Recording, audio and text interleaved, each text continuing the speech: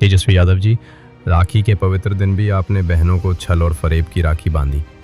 बहनों को लंबी लंबी झूठी कहानी सुनाई, लेकिन क्या आपको सच में लगता है कि बिहार की बेटियां और बहनें आपके खानदानी अतीत को भूल गई हैं? आप कहते हैं कि आप उनका रक्षा चक्र बनेंगे, लेकिन बिहार ने देखा है कि आपके माता पिता के जंगल राज में कैसे हत्या चक्र, अपहरण चक्र और गैंग रेप चक्र चलता था। बहनों की सुरक्षा का क्या हाल था? तब बेटियां शाम के बाद घर से बाहर निकलने से डरती थीं। माँ बाप अपनी बच्चियों को कोचिंग या नौकरी के लिए भेजने से पहले 100 बार सोचते थे और अपराधी खुलेआम घूमते थे।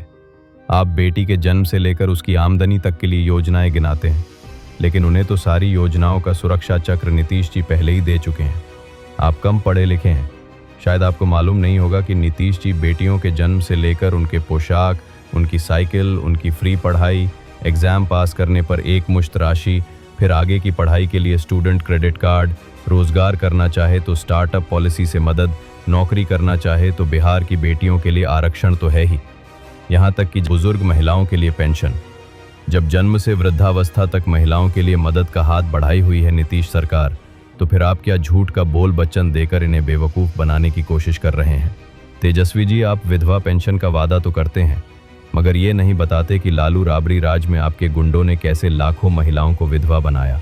आपके मुंह से बेटियों के लिए वर्ल्ड क्लास खेल प्रशिक्षण और नौकरी की बात सुनने में ही झूठ लगती है। और लोग भूलेंगे नहीं कि जंगल राज में स्कूल और कॉलेज का रास्ता भी असुरक्षा के जंगल से होकर गुजरता था। राखी के दिन बहनों की भावनाओं के नाम पर वोट मांगना, ये सिर्फ राजनीतिक स्वार्थ है।